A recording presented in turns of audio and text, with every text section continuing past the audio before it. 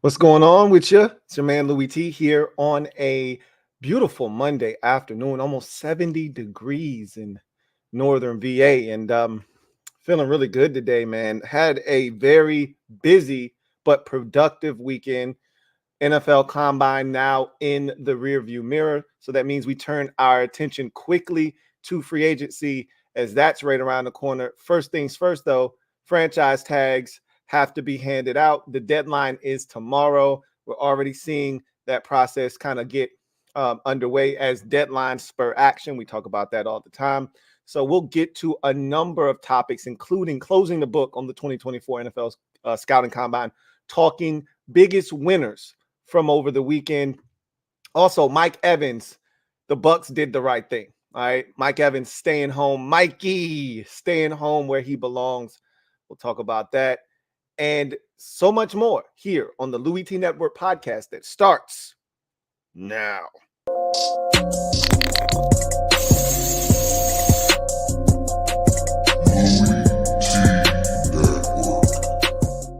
The Louie T Network is powered by MusicHead University. MusicHeads, classes in session. Turn me up. Enroll on YouTube now. Link is in the description. Who else could it be? Me, your man, Louie T. Welcome to the 401st installment of the Louie T Network podcast. Of course, I'm your set man, Louie T. Thank you for joining me. So, NFL Combine, as I just mentioned, in the books. We're starting to get, information trickling out about franchise tags, teams' usage of it, teams deciding not to use it. The Chiefs just put the franchise tag officially on cornerback L'Jarius Sneed. We knew that was coming. We talked about that last week, that they had already informed L'Jarius Sneed that he could start seeking a trade. However, they were going to try to actively work to sign him to a new deal. But if it couldn't happen, and there was a team out there willing to give him everything he was looking for, and the compensation for him in turn was correct, they would go ahead and make the move. So L'Jarius Sneed officially franchise tag. T. Higgins already franchise tag. So now we're going to see a number of teams who are going to use the franchise tag go ahead and start making that happen. Obviously, you try to avoid using the franchise tag if at all possible. So you want to work out a long-term deal. So you're going to see this pushed into tomorrow as we get closer to that deadline. But I think, one of the more fascinating developments was the Dolphins just outright saying we're not using the franchise tag on Christian Wilkins. I thought it was a foregone conclusion that they would, try to retain the services of their former first-round pick at the defensive tackle position, but you can't pay everybody. I've talked about this in the league, and sometimes you got to make calculated decisions. And maybe for them, his production doesn't justify the franchise tag. They want to go in a different direction. And so he's going to hit the market. I assume he'll be one of the bigger free agent, bigger free agents in the market this year. Speaking of free agents, Mike Evans, we'll talk about him a little bit later on in the show. Also, Jason Kelce retires. So a lot of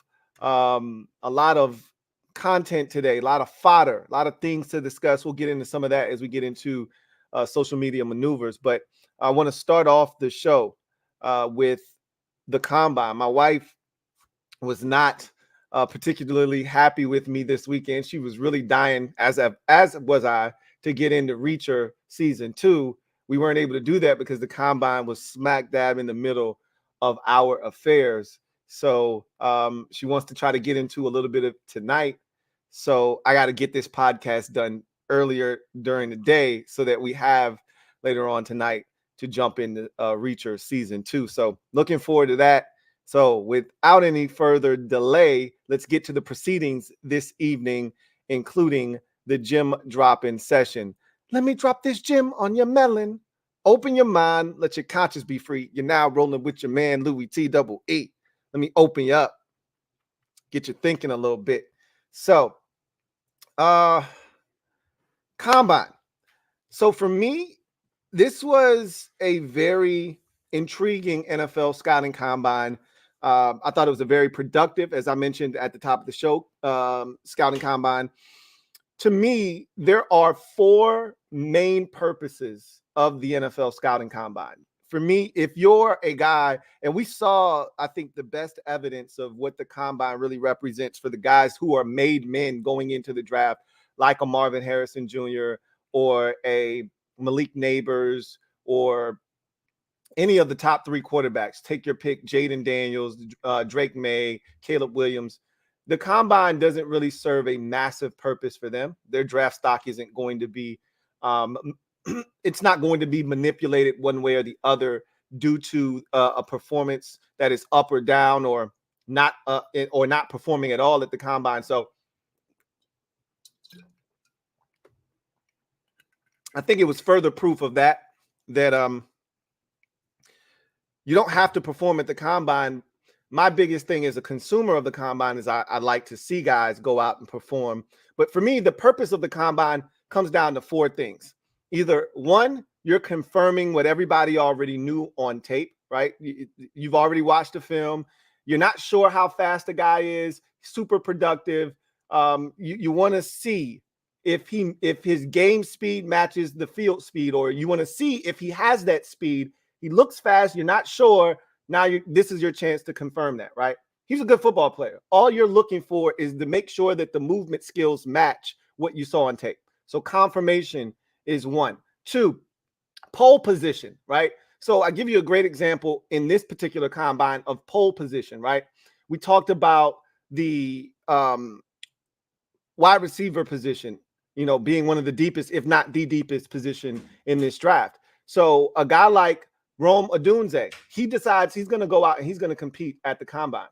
Why does this benefit him? He's one of these quote unquote made men. He doesn't have to go out and do anything at the combine. That's not going to affect his stock one way or the other. But what it could potentially do is be the deciding factor. If all things are equal between he and, say, Malik Neighbors, this could be the deciding factor. He decided to come out and compete. So we're going to elevate him. He's a guy that's not afraid of competition. We're going to elevate him on our board because of it. Or you could go into a situation. I talked about the running backs position over the weekend. I talked about the safeties position over the weekend. These are two positions that.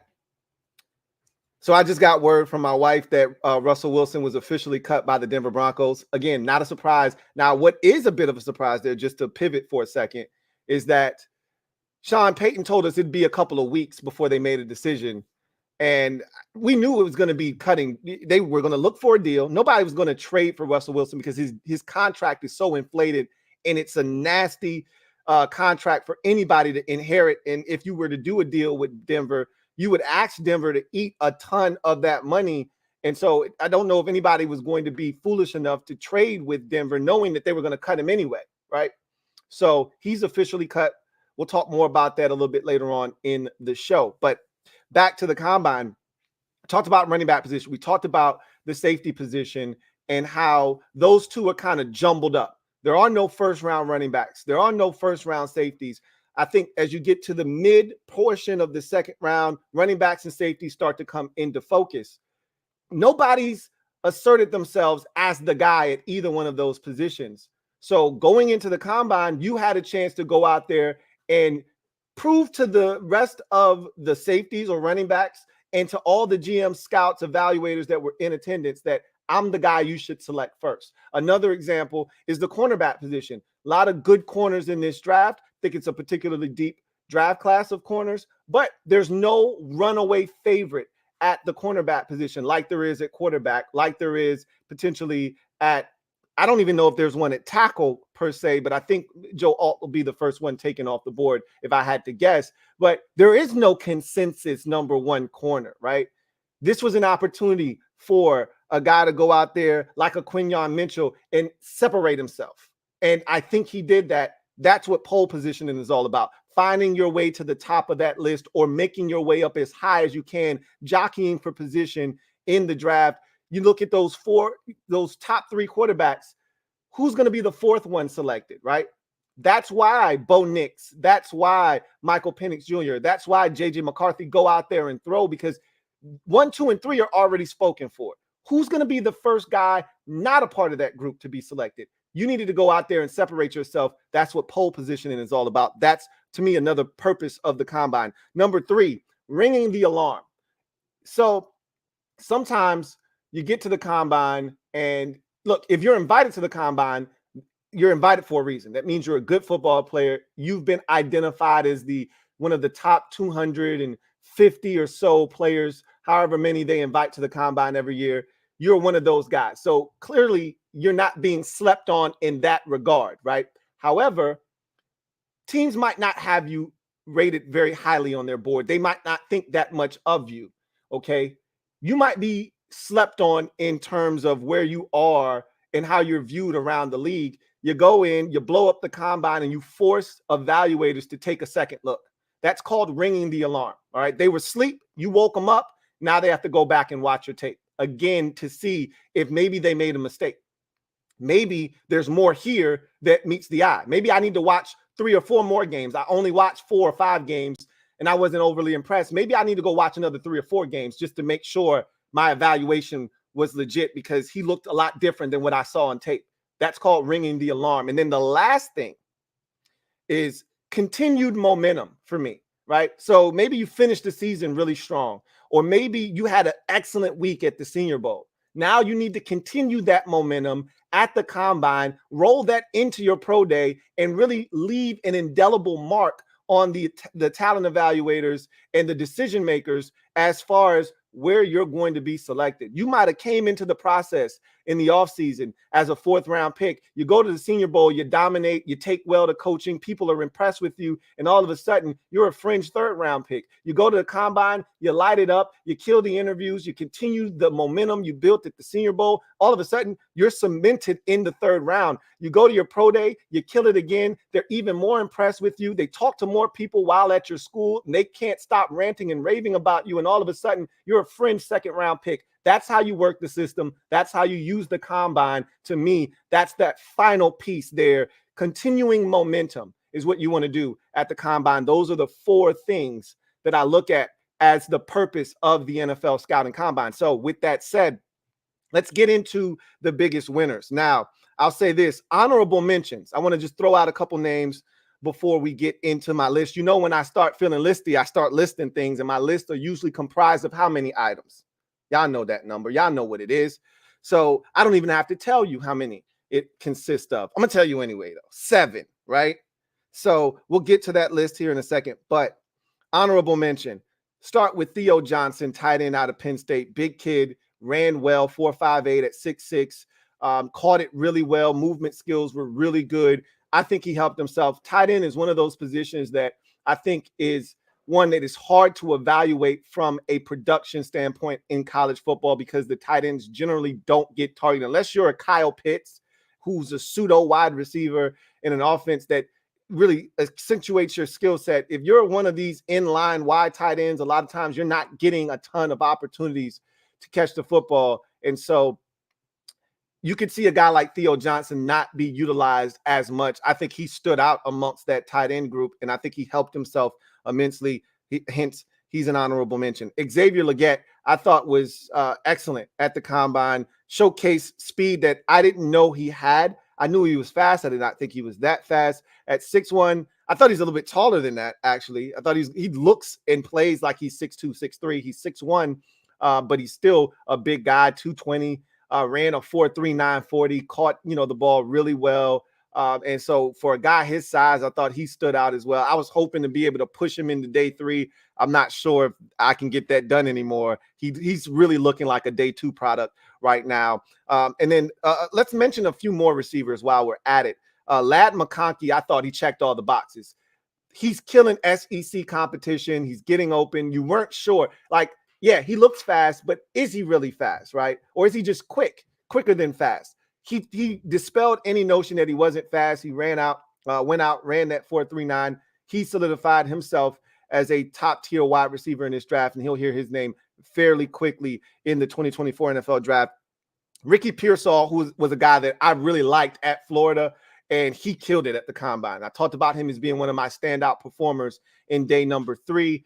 Ran a 4.41 at 6'1", $190 out of Florida, made some spectacular catches, one of the best catches you'll ever see in college football. and then went out, blazed the 40, caught everything. Movement skills were excellent. I thought that Ricky Pearsall carved out a niche for himself as one of the guys that'll hear his name in day 2, probably second round of the NFL draft. And then finally, Malik Washington out of UVA, 5'8" and some change.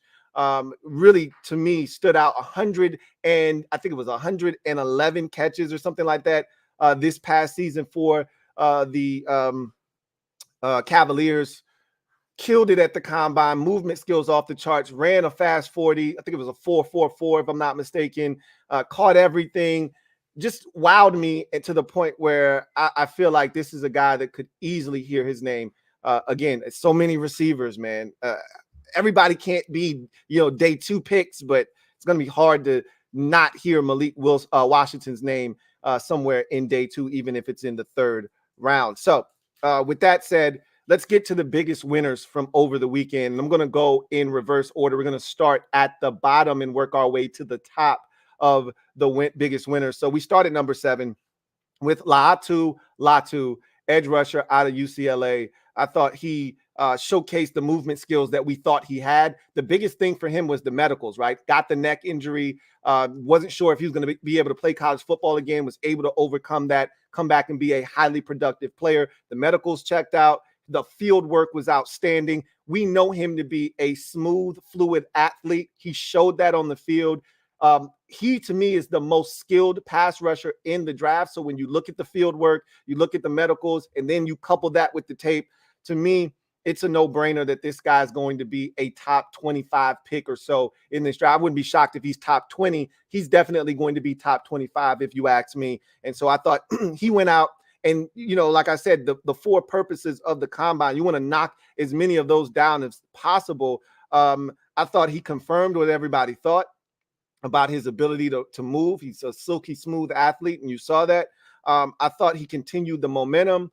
And then, pole position. It's interesting because right now, Dallas Turner is number 1 in terms of edge rushers. I don't think anybody's going to overtake him. But after him, I think there's a logjam there for who's the second guy to hear their name called. There's Jared Verse, there's Latu, and then there's Chop Robinson. Nobody has clearly, distinctly removed themselves from that little cluster to that second tier right there and say, hey, I'm the second guy.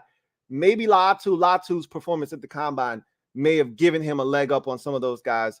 I mean, it's hard to turn down the athlete that is Chop Robinson. It's hard to turn down the physical brute strength that is Jared Verse, but Latu gives you the skill that I don't think even Dallas Turner has. And so I thought he was the number 7 overall biggest winner at the combine. At number 6, I've got a 3-way tie with 3 different running backs. So I talked about the running back position, much like the safety position. There is no clear-cut number 1, no guy that really has separated himself from the rest of the pack. This is not a draft where you're going to see a first-round running back taken. And so the question is, who's going to be the one to hear their name first? I don't know if any of these guys will be the first to hear their name called at the running back position. But what I can tell you, in a draft that seems rather slow at the running back position, there's not a ton of guys that wow you with game-changing speed. A lot of 4.5 40 guys. And again, that's okay. But there's not a lot of 4.4s and 4.3s.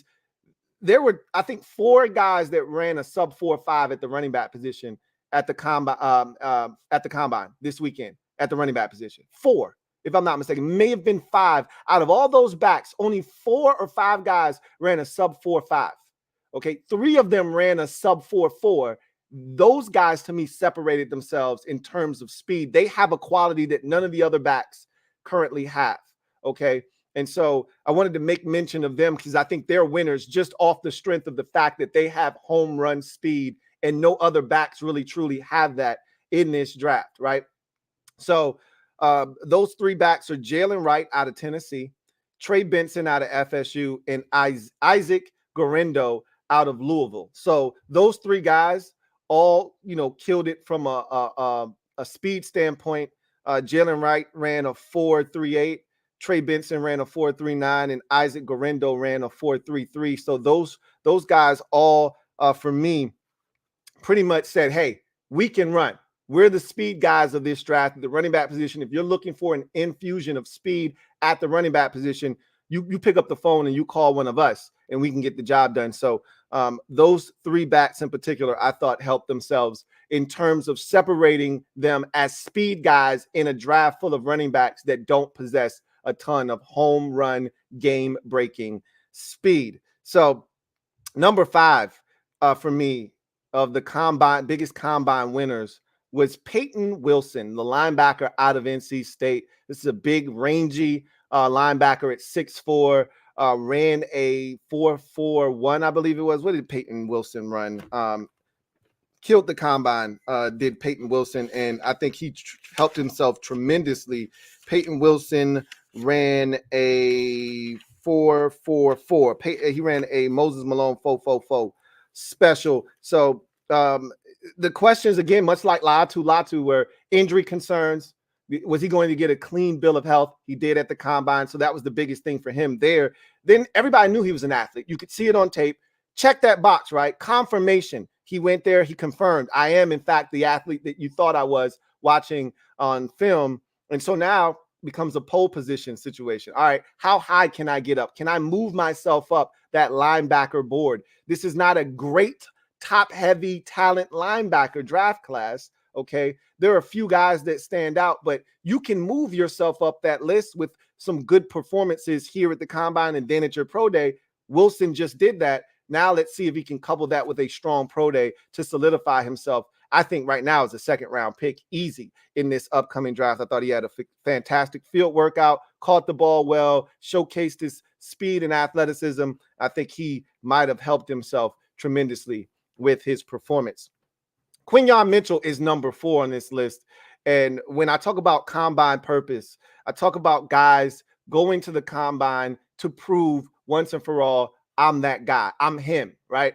For me, Quinyon Mitchell had a chance to confirm what a lot of people saw on film. Yep, he played at Toledo, right? So the question was the level of competition stiff enough? Did he play against good enough athletes? So he goes to the Senior Bowl, crushes it, okay? He was step for step, and they talked about him going against and taking on the challenge of Roman Wilson consistently at the Senior Bowl. No, I want the best. Let me get Roman Wilson one-on-one. And he was in his hip pocket the entire week. So he went to the Senior Bowl, which is you build that momentum, go to the combine, continue that momentum. All right. Confirm what they saw on tape. You look like an athlete. You look like you have speed. You look like you have sheer athleticism. Show it to us. He did that again at the combine. So now we're talking pole position. So he's checking off 3 out of the 4 boxes, right? He's not ringing any alarms. Everybody already knew about Quinyon Mitchell going into the combine. The question was, can you be the number 1 corner? Are you better than Terrion Arnold? Are you going to be better than the other names that we'll be talking about in this draft? I think he checked that box off as well and said, yes, I am. He goes out, runs the 4.33 40. The movement skills on the field were awesome. Caught it fairly well. Not as good as I would have liked to have seen him, but that's nor here nor there. He's got ball production. The bottom line is, I think he made a statement. I'm the number 1 corner in this draft. I believe him, and I think he's going to be the number 1 corner taken in the 2024 NFL draft. Number 3, now we get into the top 3 biggest winners, I believe, from this weekend's combine. And number 3 is Utah safety Cole Bishop, who absolutely murdered the combine. I thought he was fantastic on day number 2. He went out, really asserted himself well. And, guys like him in particular have a chance to go out and elevate themselves a whole round. Because the thing with Cole Bishop was, look, the production is excellent. He's got leadership qualities. He tackles everything that moves. He's got ball skills. He's everything we're looking for. We're just not sure how fast he is.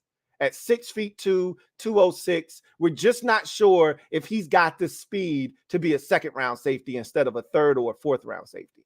And so he goes out, runs the 4.45. The movement skills are off the charts. He catches everything, and he looks the part of a second-round safety. And so I think he moved himself up a full round. I think he was a third round. I think he was always a day 2 guy. But I talked about the safety position and nobody really separating themselves. He was one of those guys that was probably lumped in, back into the second, probably more likely than not the third round. I think with his combine performance, he ran himself into the second round. And anytime we can talk about moving up a full round, that's a huge feather in the cap, and that's a huge play at the combine when we're talking about you potentially helping yourself from a whole round perspective. That's a lot of money that he might have just made himself by going from a third round pick potentially to now a second round pick by checking off the biggest, most important box for him, which was, can you run? 445 says, yes, I can. And I think Cole Bishop just did exactly that. So now we get to the top two performers, biggest winners, rather, of the 2024 NFL Scouting Combine. And for me, number two is Braden Fisk of Florida State. This was a guy that I think he did a number of things here. So on that defensive line that is extremely deep, this is a deep defensive line draft class. So you want to stand out, you got to go and you got to blow some stuff up, right? And I thought that Braden Fisk did exactly that. He blew the combine up, right? He ran an exceptional 40. Let me get to his 40 time and talk about some of the things that he did on day number one. I thought he was one of the guys that helped set the tone for this combine. 6'3" and 5/8, 292 pounds out of FSU, ran a 4.78 and a 1.68 10-second split, which was just phenomenal. I thought he blew up the combine, went out there with his movement skills, was ultra impressive in every single drill that he did. He just constantly kept sticking out like a sore thumb. And you couple that with the tape and him, being a guy that can play on the other side of the line of scrimmage, showing you the explosiveness and that get off and the ability to be disruptive as a TFL type of guy. I think he went from someone that kind of blended in with the rest of this defensive line class. And I told you, that's a very dense class of defensive linemen that I think you're going to see a few of them go. If we're separating the edge rushers and just talking interior defensive linemen, you're going to see probably 2, maybe 3 go in the first round. I think where you're going to really start to see these guys come off the board is in the second, in the third round. That day 2, I think, is the hot spot for defensive linemen, in particular interior defensive linemen. I think Braden Fisk just announced to the rest of the league, hey, y'all need to push me up that list a little bit. So when you start talking day 2 defensive tackles, maybe I could slide into day 1. I doubt it. But when you start talking day 2 tackles, early day 2 tackles, don't forget my name. And I think he did that on a large scale at the combine, and thought he really helped himself in a major, major way. And then obviously the biggest winner of the weekend has to be Xavier Worthy, the Texas wide receiver who runs the blazing 4.21 40, sets a combine record in the process. And with that, could have potentially run himself into the first round. I'll believe that when I see it. But in a league that is starved for speed, and when you look at guys like Tyreek Hill, who have redefined what speed on the field looks like in the NFL at the receiver position, everybody wants that. Everybody's looking for a guy that can do that. That's why once upon a time, the Cincinnati Bengals took John Ross in the first round. Now, I've already made this abundantly clear. Xavier Worthy is a million times better than John Ross ever was as a collegiate wide receiver. Ross never belonged in the first round. His speed hypnotized the Cincinnati Bengals and got him to be a top 10 pick in the first receiver off the board. Xavier Worthy is worthy of being in the first round conversation. He's a talented receiver. If he can focus in on catching the football consistently, which was a problem early in his career, but hasn't been as big of a problem of late. He's a taller version, a lot of people are saying this, of Hollywood Brown. Remember, Hollywood Brown was a first round pick and a very productive collegiate wide receiver at Oklahoma. So if they think he's a bigger version of Hollywood Brown had drop issues, which was what really doomed him in Baltimore in particular. He's very inconsistent. That's what Xavier Worthy is going to have to try to avoid. But the fact of the matter is, even Hollywood Brown wasn't anywhere near as fast as Xavier Worthy. And coming into the league running that fast, all it takes is one team to say, that kind of speed you can't teach. And it's the kind of speed that you have to game plan against.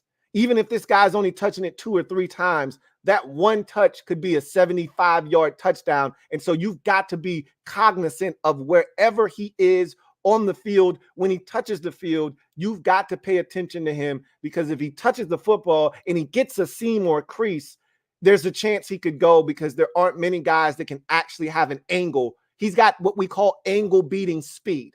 So in that regard, he might have run himself literally into the first round. Now, I still don't think he's going to be a first. It's just, to me, there's too many good receivers that offer you a blend of size, speed, and ability to pass up on those guys in lieu of just a guy that offers you pure unadulterated speed. However, all it takes is one team, and somebody at the back of the first round might say, you know what? This is too tempting. I can't pass this up.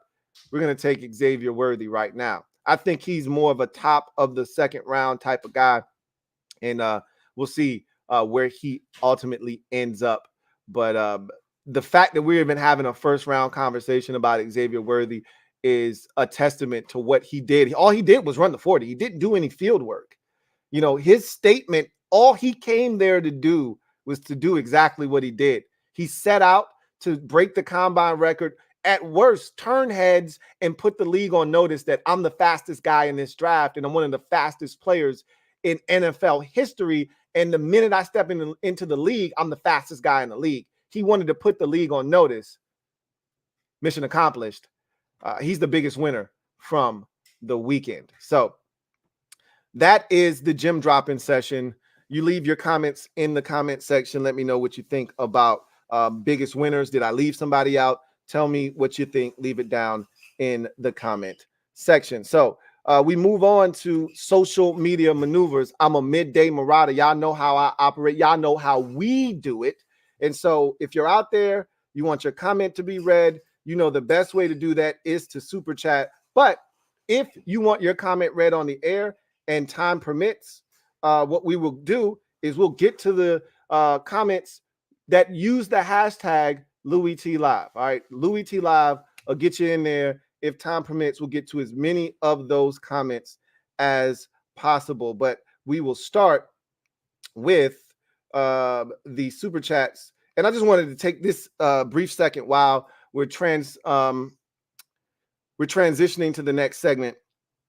If you haven't already done so, check out MusicHead University. I'm back like cook crack over there on my other YouTube channel. If you love music, specifically R&B, but I talk about everything: rap, R&B, a little bit of rock. You know, I dibble and dabble in pop too. You know, I can't act like I wasn't banging some pop back in the day, but I do a little bit of everything. I dibble and dabble, everything except country. All right, pretty much I get into in some way, shape, or form. If you love that and you really rock with the Louie T Network, it's fusing the two together. You'll enjoy that channel. Check it out. I've uploaded a couple of videos here in the last few days. So we're back over there. Check it out if you haven't already done so. If you enjoy it, sub it up. Give the channel a like. Give those videos a like and support. So with that said,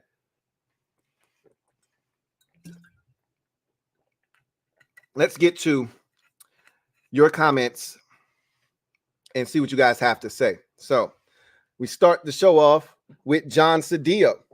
We start social media maneuvers off, rather, with John Cedillo. Thank you for the super chat. Greatly appreciate you. My guy, John, it's been a little while. Glad to hear from you. Who writes, "Sup, Lou? Hope all is well." Likewise, John. Took a break after the Green Bay loss, but back now. Yo, those sting. When you make it to the postseason, you get into the dance, they shut the door, and it doesn't go well, and they kick you out immediately. That stings, right? So I'm glad to hear from you. You've always been a stand-up guy, so I'm never going to question you, right? Usually win, lose, or draw, I always hear from you, John. So you needed a break, and you know where to find me. You're back. I'm glad to have you back, man. Says, what's your take on the DP situation? It's a negotiation tactic, or will he play out the season? Who is DP? I don't know who you're talking about. So you got to help me out there. And I'm always cautious when you throw out, initials. I'm trying to think. I don't want to get too involved because you could be trying to set me up. And I trust you, John, but I don't trust guys like Luck, all right, that are out there that are trying to get the kid. So I don't know who DP is. Put it down in the comment section. But I'm not gonna try to guess because it could be D's nuts, right? You just never know. I haven't heard from him in a long time, but that's how you get got, right? When you let your guard down. So I'm just gonna make sure that I'm being a little cautious here. So just let me know. You don't have to super chat. Just put it down in the comment section who DP is, and I'll once I see that, I'll get to it. I'll come back to your super chat and we can discuss that. So Reedy Davis, thank you for the super chat. Greatly appreciate you. Thank you for being a member of the MOBB, who writes, Lou, with Russ being cut, would that drop his stock down to minimum pay? So here's the beauty of Russ getting cut. He's still getting paid by the Denver Broncos. So he doesn't need a massive contract. And I've already read articles that have said that he would be willing to take a very, very minuscule contract, like almost vet minimum, to play somewhere, to get an opportunity. So this is the allure of a guy like Russell Wilson, is you get a starting caliber potential Hall of Fame quarterback. Again, what does he have left in the tank? It hasn't been good the last couple of years in Denver. And so there's a question as to what's left. What are you truly getting? But okay, Dak Prescott. Okay, sorry. I should have known it was Dak. I wasn't thinking. I know you're a Dallas Cowboys fan. I don't know why I wasn't thinking about it, but I'm a little, look, I'm scarred. I got PTSD. Y'all know what it is. So anyway, I digress. I'm gonna come right back to you after I finish cleaning this up.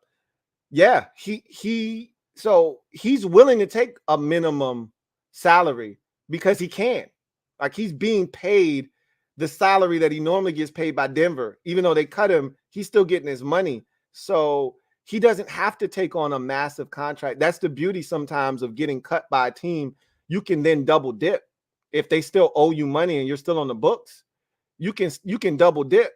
And I've seen guys go out and get a nice little deal out on the free agent market once again and double dip and be, paid twice over. But in his case, he's getting paid so much by Denver that he can take a minimum deal. And that's going to be the allure for a team like potentially the Raiders or a team like the Steelers, who, already are invested at the quarterback position. But guess what? I don't have to invest heavily into you. So I'm willing to bring you on board and give you an opportunity to resurrect your career and go out with a bang. So he'll be very appealing to teams that aren't able to get their hands on, one of these quarterbacks in the draft. And, it's interesting because you probably, if you want Russ, you got to probably move on him now, right? And I think I would be more comfortable if I were one of these teams moving in on a Russ later, right? But here's the beauty of it. Signing Russell Wilson to a deal, especially if it's not going to carry a ton of money and it's not going to be a lot of guarantee on your end, it shouldn't preclude you from getting a quarterback. I think you should still be aggressive.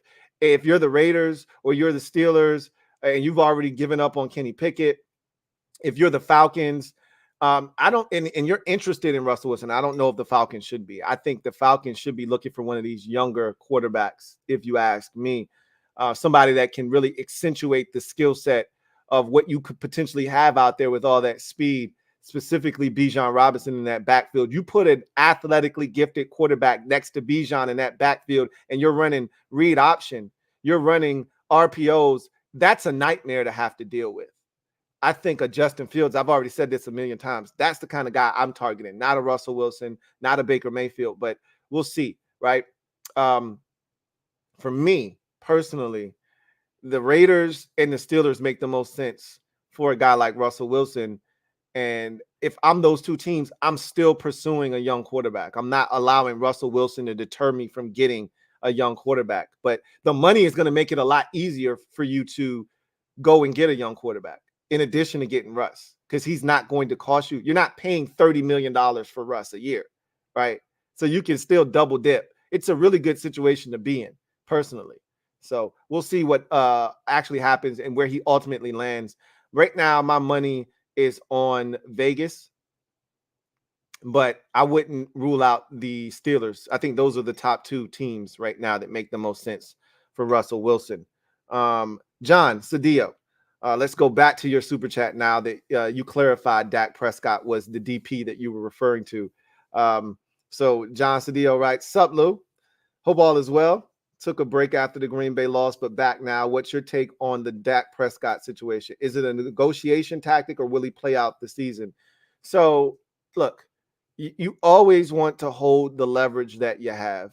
And Dak has the leverage with the Cowboys because they're not in a position where they can afford to really go into the season without him getting a deal. If he plays out this deal, because they franchise tagged him before, I don't think they can do it again.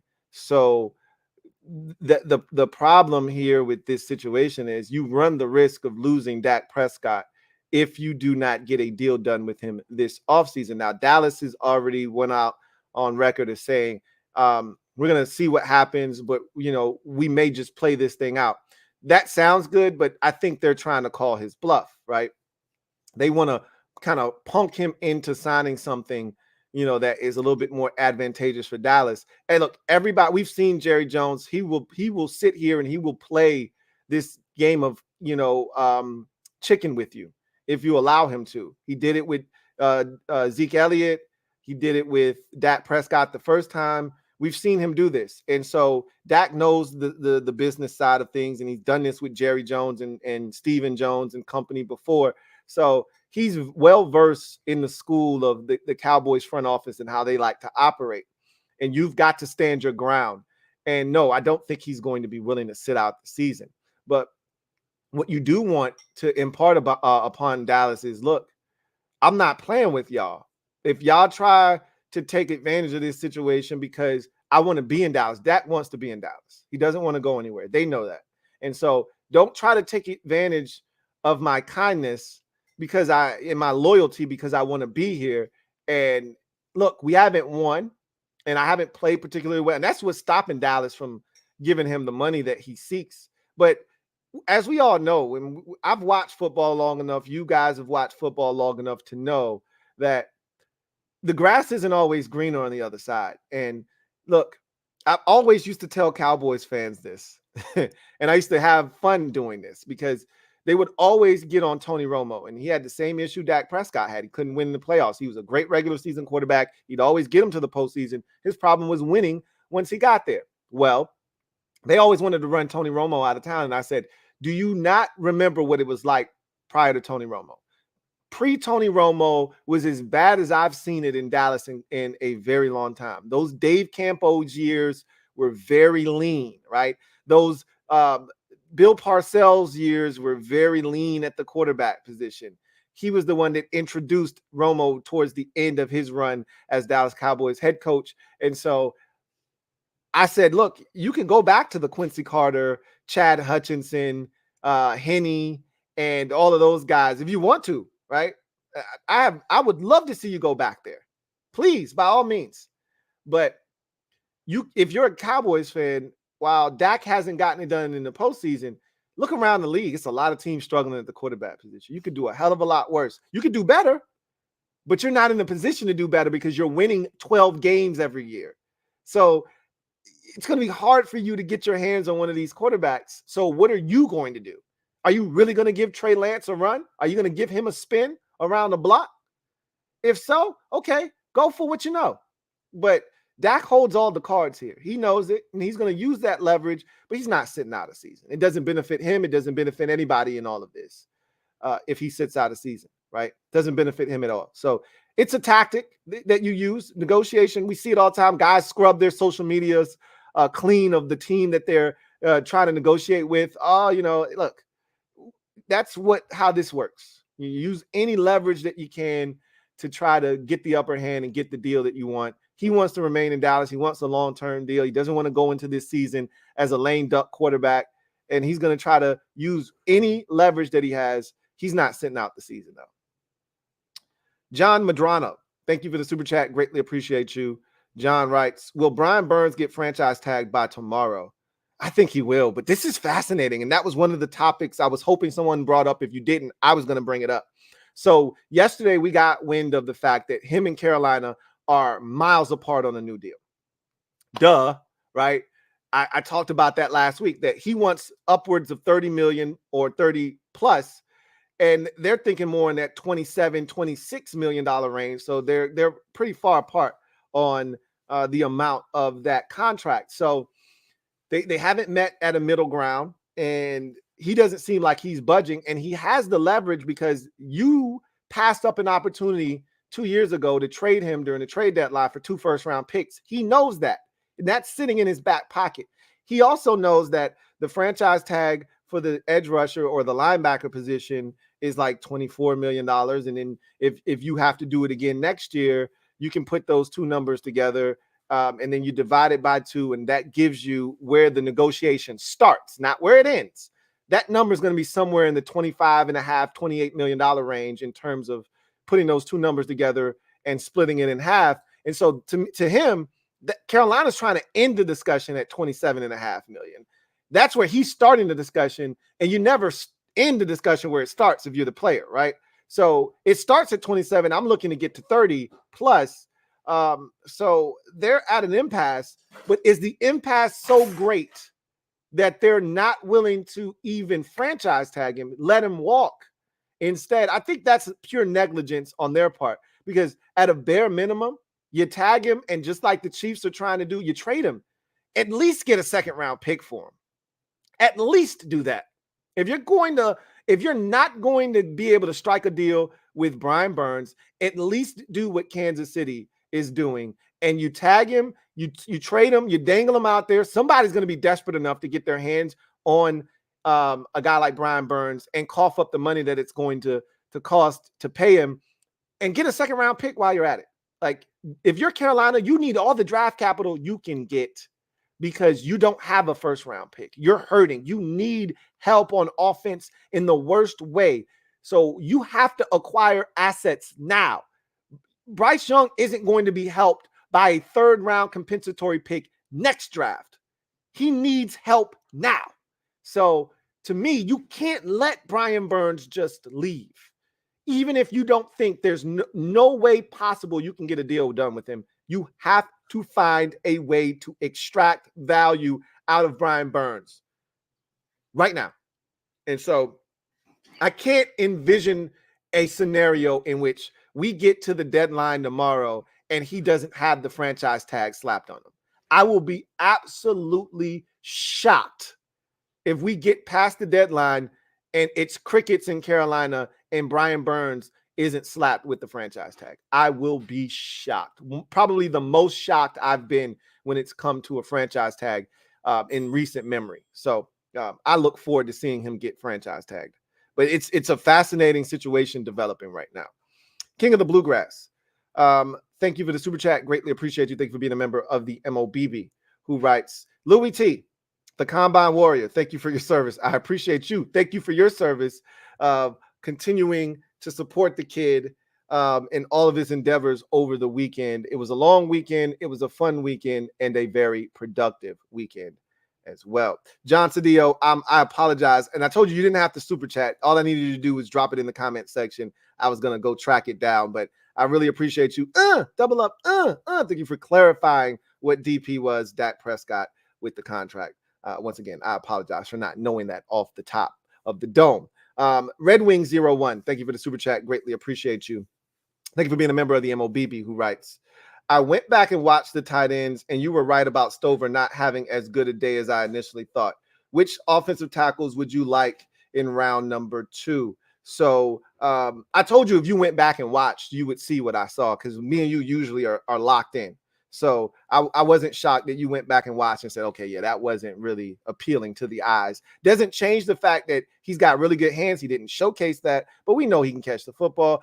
I wanted to see speed. He showed me straight line speed, but then the play speed when he was going through the drills, he was going about it nonchalantly. So I still think that play speed is who he is. I don't think that straight line speed changes anything. He ran like a 4.58, which is great for him, but I didn't see that with the play speed, right? I didn't see him running as fast as he could through the drills, which is what I see on tape with him. He doesn't strike me as a guy with a ton of speed and quickness. You asked about the tackles, so I'll go to the tackles and tell you which ones that I look at, because this is a deep tackle draft, as we know, and there are going to be a bunch of guys who go in the first round, and then there are going to be a number of other guys that are fringe first that end up going in the second, and there'll be some tackles available when Washington selects. It's just a matter of who doesn't go in the first round. So I think you're going to probably see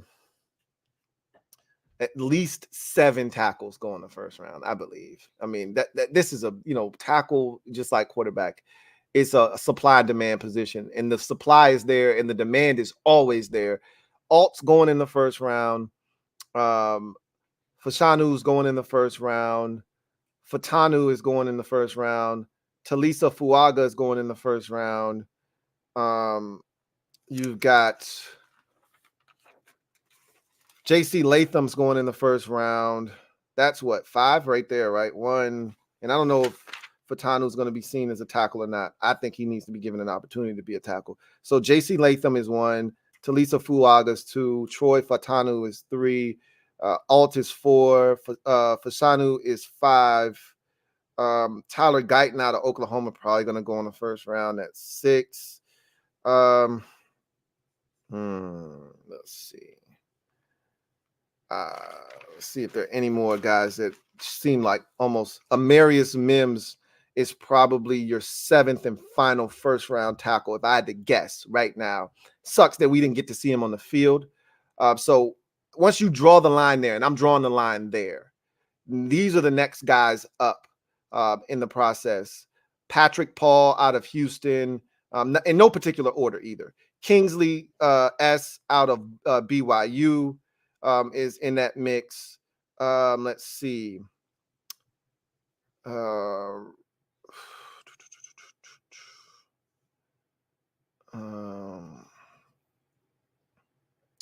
Those are 2 in particular. Let me keep going through the list. See if anybody else.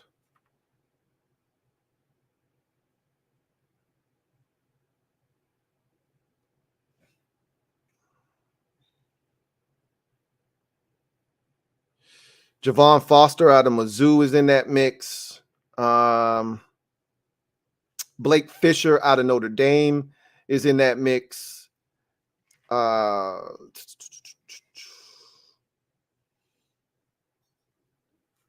And then I probably would throw in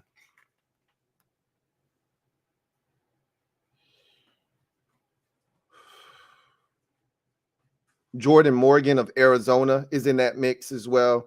So I just gave you about another 5 or 6 names in the second round that are going to be there as guys that are going to go. And there'll be a slew of other guys that, emerge as this process continues to get deeper and deeper and we get closer and closer to the draft. But there are going to be quite a bit of tackles that go, man. It's going to be a lot of guys that are going to go in the draft. Day 1 and day 2, it's going to be littered with tackles and offensive linemen in general. But the tackle position is going to definitely be a big topic of discussion. Let's see. Cruising 26. Thank you for the super chat. Greatly appreciate you. Cruising 26 writes, is Fuaga worth the 6th overall pick? By the way, I almost sent you $500 by mistake. That would have hurt. LOL. Somebody made a mistake once upon a time. I think they were able to get their money back. I think it's not the easiest process. Please don't make a mistake like that. It is not an easy process to get your bread back. You were really being OC to go from, like, it's one thing if you made a mistake and sent 50 when you were doing a $5 super chat, to do a $500 super chat. You were a little aggressive on the zeros, man. Slow down a little bit. Don't make that mistake, please. Yes, to me, Fuaga is worth the 6th overall pick, but I'm biased. I think he's the best tackle in the draft. Now, again, there are going to be a number of different directions you can go in at 6. There are going to be a lot of players available. If you're the Giants, you still need a premier wide receiver. So there's tackles everywhere. You can get you a tackle in the 2nd round, but can you, and there are receivers everywhere, right? But can you get a receiver like the ones that'll be available to you, i.e. Rome Odunze or Malik Neighbors? Can you get that guy at, the 2nd round at 44 or wherever you may be in the 2nd round, 30, 39, wherever you are? Can you get a guy like that? I don't think so. Now, can you get a Fuaga in the 2nd round? I don't. That's tough because the tackles are just, Yes, you asked me a question. My answer is yes. I wouldn't hesitate to take him. And it's going to be close. I think Alt's going to be the first tackle off the board, though. I wouldn't hesitate to take Talisa Fuaga, though. I think he's a mauler. He's physically built. He got the right temperament. He doesn't lose very often. His balance is immaculate. And everything you're looking for in a tackle, he provides it. He's a man mover in the run game. He's going to be a gem for someone. He's going to be a gem for someone. So let's see. Let's get to the comment section now. Appreciate that, Cruising 26. So remember, hashtag Louie T Live if you want your comment read. If you want to ensure that your comment is read, use the super chat function to get that done. So let's see. Let's get to the comment section and see what y'all are talking about.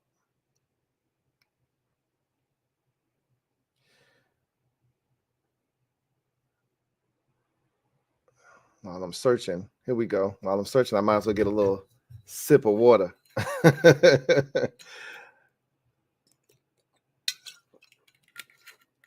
Ghost Rider writes, I think Drake May could fit Kingsbury's offense.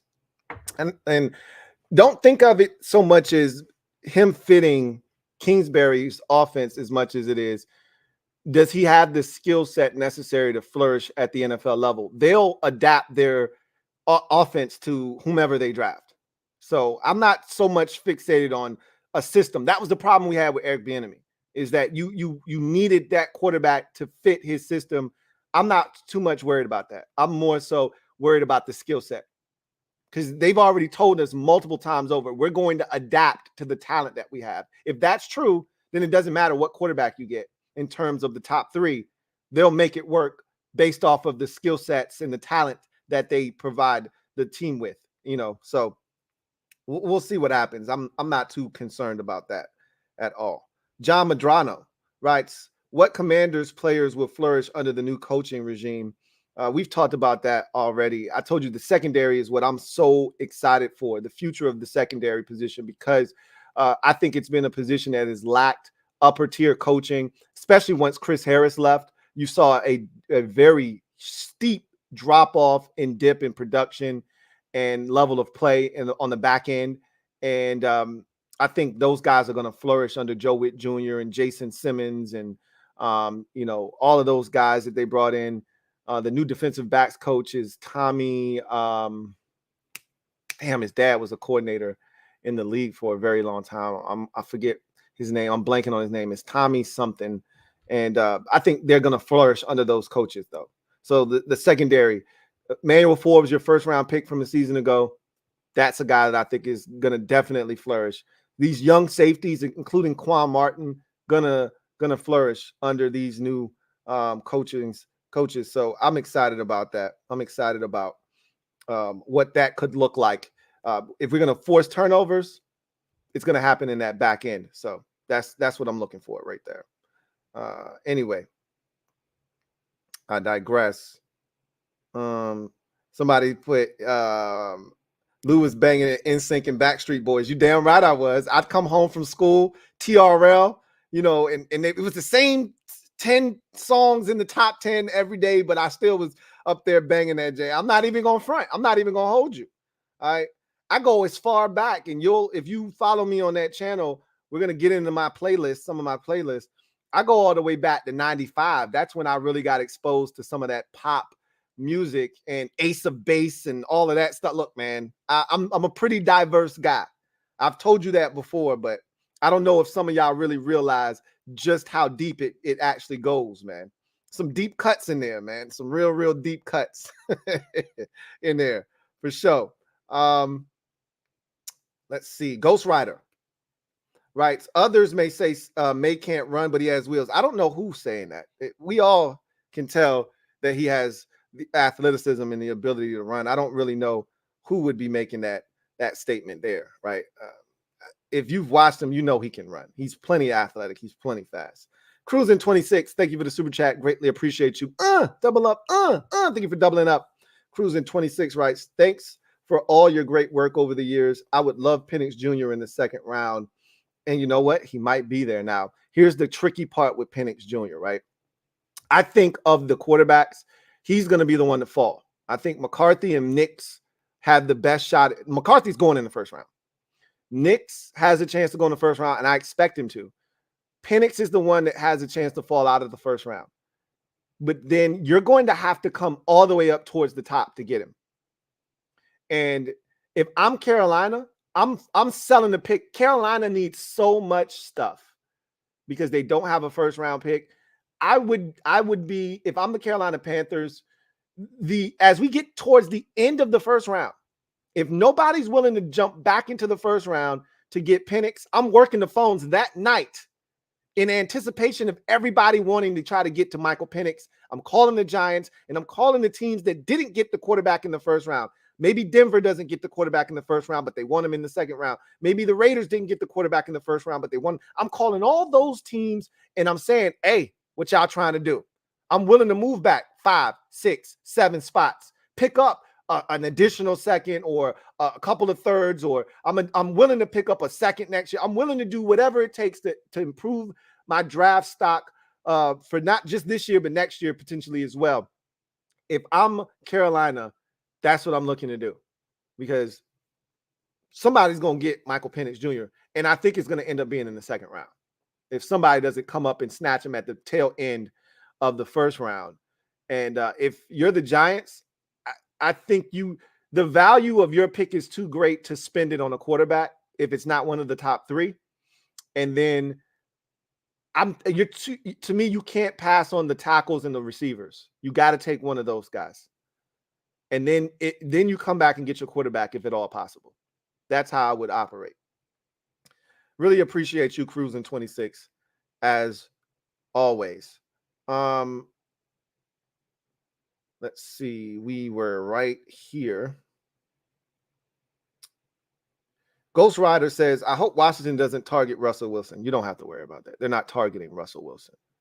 That ship sailed 2 years ago. We wanted him 3 years ago, rather. We wanted him when he was still in Seattle. He didn't want us.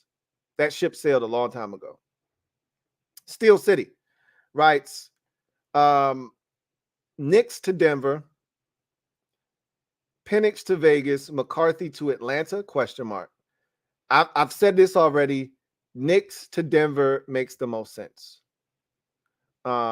He's got that quick release.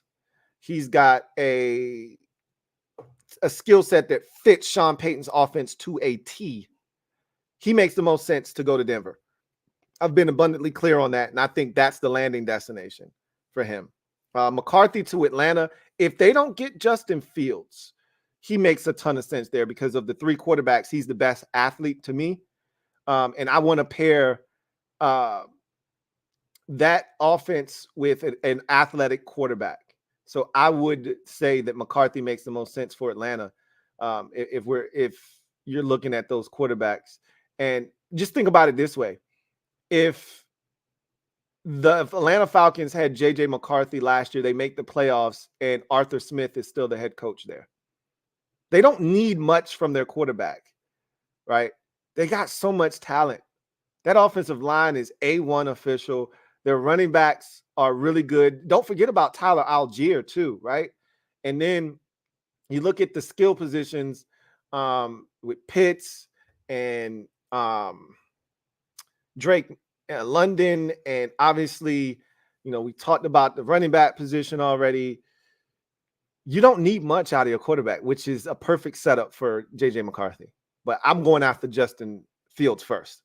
Then, and the beauty of it is you don't have to give up a first round pick. So you can get Fields, give up your second, and still draft there at 6.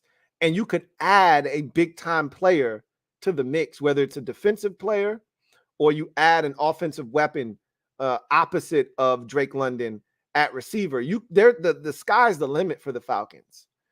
So that's a good position to be in, I think. And Penix to Vegas, I wouldn't mind that. If I'm Vegas and I love him, you take him. If you're not quite sure about him, that's a little high, right? But we'll see, right? We'll see what happens. If you love him, you take him. There's no questions asked. We've never had 6 quarterbacks go in the first round of an NFL draft. It could happen this year. If you love him, you take him.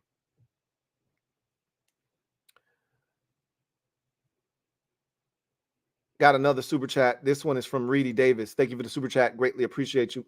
Double up. Thank you for doubling up. Who writes, Lou, QBs don't impress me, but hope the rest of the draft is spot on. You know what? I've learned over the years, if you do this long enough, you learn over the years that sometimes the tape isn't as impressive as you would like it to be, but you have to be able to project. And sometimes I struggle with the projection piece because I'm one of those practical people that need to see it. I need empirical evidence that this can be done. And if I don't see it, then I don't believe it. And so I learned from several other guys that were drafted before that you can't always, and not just at the quarterback position, but specifically with Justin Herbert. He was the one. He's the one for me. And Daniel Jeremiah said the same thing I said, but the guy for him was Josh Allen, right? Herbert was the guy for me.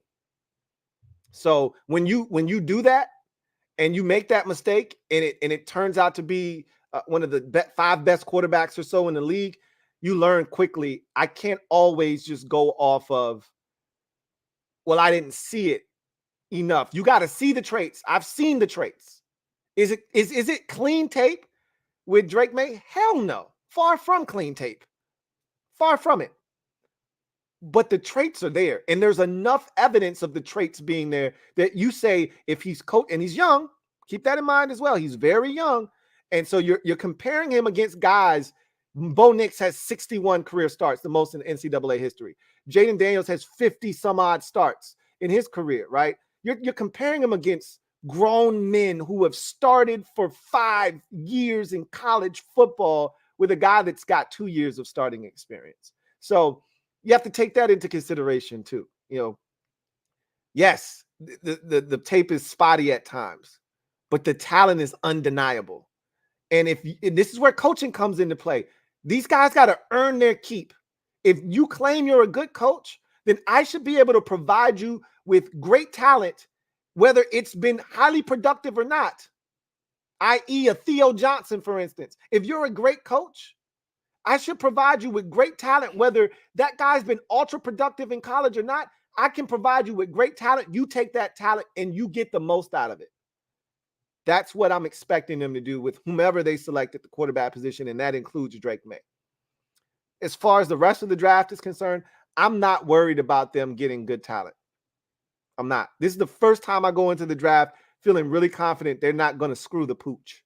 Now, it may not be, a great draft, but we'll see. We won't know for 3 years minimum. We won't know for 3 years. I'm looking forward to seeing what they do.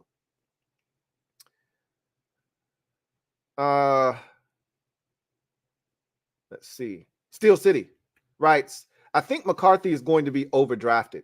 Sucks for the kid because he has talent, but probably needs to sit. I don't know if he needs to sit or not. Here's the thing about McCarthy. He's a game manager. Game managers aren't going to play outside of themselves. I thought DJ said it best. He doesn't have a problem taking a completion. He won't turn a completion down. Okay. So when you got guys like Alex Smith, those guys don't struggle because they're going to take what you give them and they won't hesitate to do so. So I think McCarthy would struggle if a team brought him in and did what Washington did to Sam Howell last year and said, hey, young man, we're strapping the team to your back. You're throwing it 43 times a game. Good luck. May the powers that be, be with you. May the force be with you. I don't think any team taking J.J. McCarthy is going to do that to him. He's going to be provided a run game, whether it's Denver. One of the biggest misconceptions and misnomers is that Sean Payton doesn't run the football. Sean Payton runs the shit out of the football. Okay. We know in Vegas, they're going to run the football. Okay. Whether Josh Jacobs is there or not, Antonio Pierce is going to run the football. And with the Falcons, Raheem Morris is going to run the football. He came from LA with the Rams. He was in Tampa Bay, Bucks ball. Gruden used to ground and pound. He's seen the run game and what it entails and what it does. As a defensive guy, as an offensive guy, he knows what running the football does. He knows the value of running the football, and they have a dynamic back. Wherever he lands, whether it's Atlanta, Denver, or Vegas, they're not going to ask him to throw it 37 times a game. I don't even think they're going to ask him to throw it 31 times a game. He'll be throwing it 27 times a game, which is right down his alley. He'll be able to manage the game. I think he'll be fine. As long as he ends up in one of those places, and I can't see him not ending up in one of those destinations, I think he'll be fine. Reedy Davis, thank you for the super chat. Greatly appreciate you. Reedy Davis writes, does May move the needle more than Sam? Yeah, because of his size and some of the tools that he brings to the table.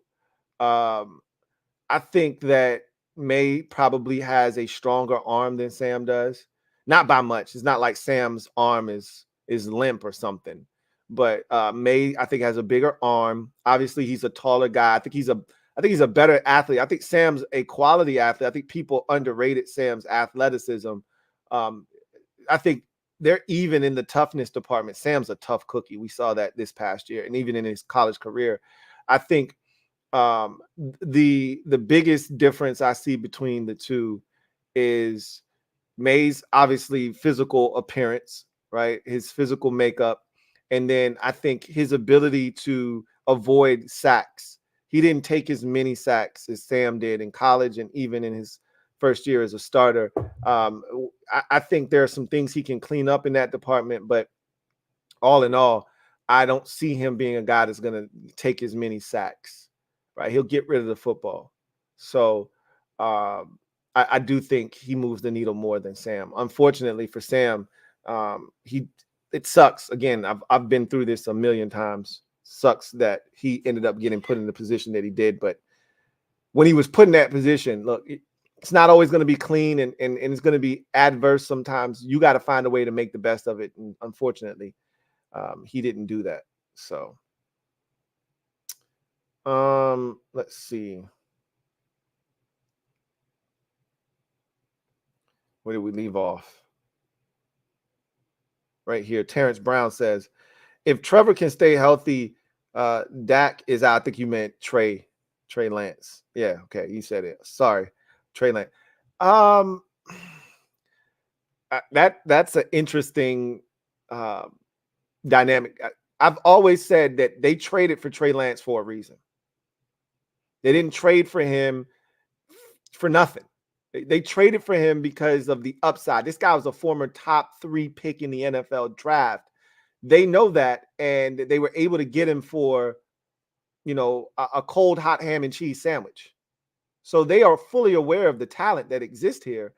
The question, we can't identify whether he's talented enough or not to do this. We've never really been able to see that because of the injuries.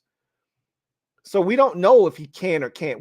We're not at a point where we are with Zach Wilson or Matt Jones, or to a much lesser degree Justin Fields, where we've seen enough production on field play that we feel comfortable making an assessment of who he is. We have no idea what Trey Lance is.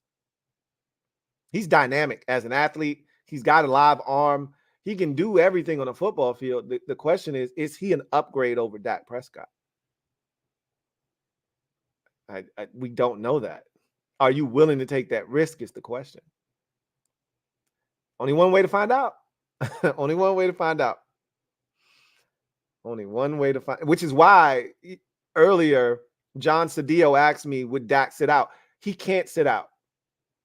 Because if he does, he opens the door to Trey Lance potentially going in there and taking his job. Like the one thing Tom Brady never wanted to do was let the backup quarterback play.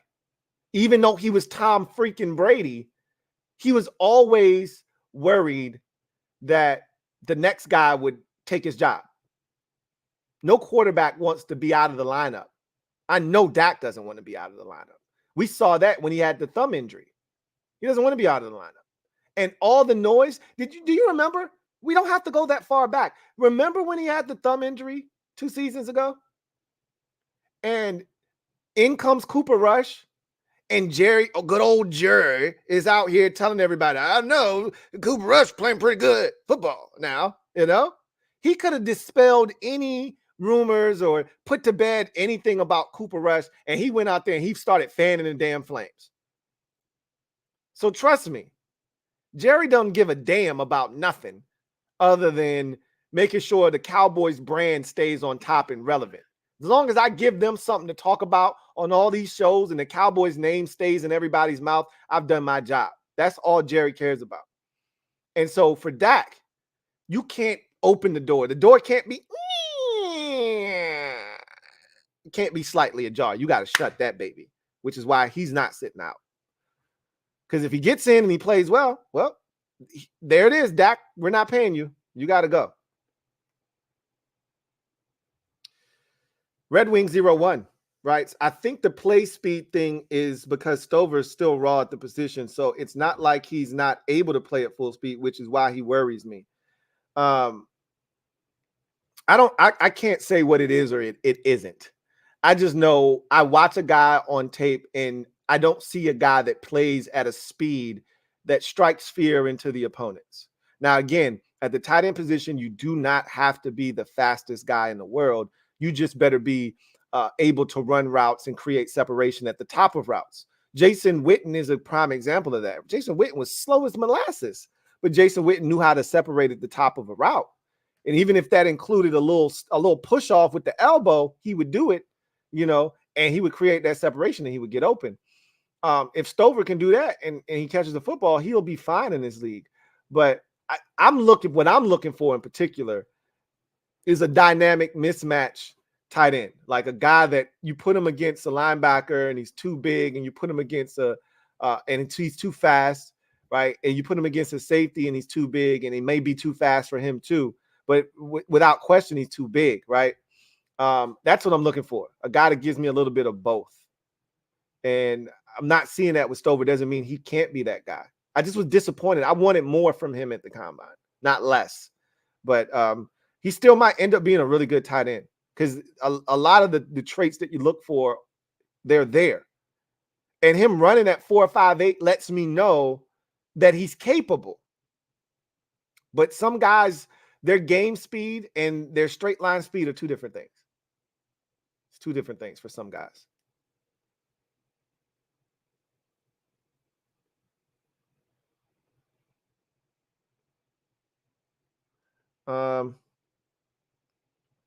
Sean writes, what's wrong with trading back? Depends on what team you're talking about.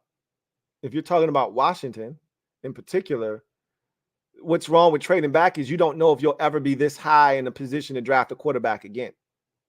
You can't take that for granted.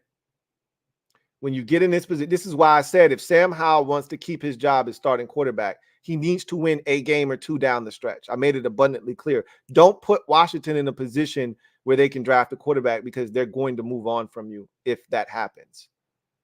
The reason you don't trade back is because you got a chance to get a quarterback. And you're going to hear a ton of rumors. Oh, Kirk Cousins. I'll be glad when free agency kicks off and everybody gets a home. So those kind of rumors can get put to bed and we don't have to worry about that because Washington isn't trading back. And they're not going to sign a quarterback in free agency. Those are just alternatives that people are throwing out there because, again, this is the time of year you throw those things out. You get people interested. You get a couple clicks. That's cool. But the reality of the situation is Washington, part of the allure of the job was the fact that Washington had the number 2 overall pick, which puts you in the driver's seat to draft a quarterback to help you reset your franchise moving forward and give you a chance to hit the ground running. That was a part of the allure of the Washington Commanders job when GM Adam Peters took the job. When assistant GM Lance Newmark came here to help assist in turning this franchise around. When Dan Quinn took this job, these were all draws and allures, but that pick was the biggest one. The cap space was great. Nice feather in the cap, but the number 2 overall pick, it's the same reason Ron Rivera came here when he got fired from Carolina, because he saw the number 2 overall pick and he said, if I can't get Joe Burrow, I'm getting Chase Young. And that's going to give me one of the most ferocious defensive lines in the NFL. And what happened that first year in 2020, that defensive line took over and led Washington to the playoffs. And he thought that was going to be his ticket to success as he tried to find the quarterback. That number 2 overall pick is invaluable. And unless you find a quarterback out there that fits what you're trying to do and allows you to move back, like if New England, for instance, decides we really love Baker Mayfield and we want him and they go get him, that allows them to trade the 3rd pick. Now you pick up picks and you put yourself in a position to fast track that process on the road to recovery. However, if you don't love any of these quarterbacks, you just stay put and you take a quarterback because your goal is to never be drafting this high again, not on your own volition, at least. Maybe you make a trade with someone down the road and they, just like Chicago did last year, and then the Panthers end up sucking and they get the number 1 overall pick. But they were at number 2 last year because they sucked ass last year. Or excuse me, they were at number 1 last year because they sucked ass on their own. You don't ever want to do that again. So that's why you don't trade back. If you're watching, I can't speak for any other team.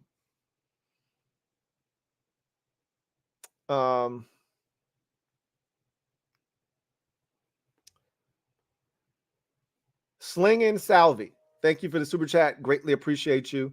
Sling and Salvi writes, do you think Peyton Wilson is worth taking in the 2nd round? He is flying up draft boards after the combine. I think he is an Adam Peters type of player. Yes, I do think he goes in the 2nd round. I talked about that so you must have just got here not too long ago.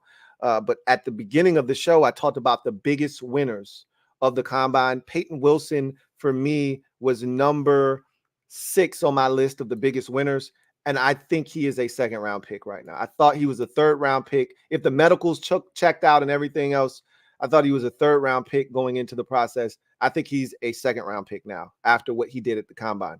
So, yes, I do think he's a guy that's going to go in the 2nd round. Yes, I do think he's worth taking if he's healthy. You can't teach what he does. He flies around the field. That's what you're looking for at the linebacker position. And he has ball skills. He had a pick 6 against Clemson. I watched him hawk down a Notre Dame wide receiver that was going to score a touchdown from about 20 yards away. He ran past all of his teammates and ran and tracked down that Notre Dame receiver and stopped him from scoring a touchdown. His speed is legit. It's real. I think he's a 2nd round pick. So I think he's definitely in the mix. Will Washington pull the trigger on him is a different story. And again, free agency and what they do there will kind of help shape a picture as to what they might go into the draft thinking they need to do. I'm a big proponent of we don't need to do anything other than take a quarterback at 2. After that, pick the best player available and we'll figure out the rest later. Like, just get the best talent that you can on this roster. And if that includes Peyton Wilson, sign me up.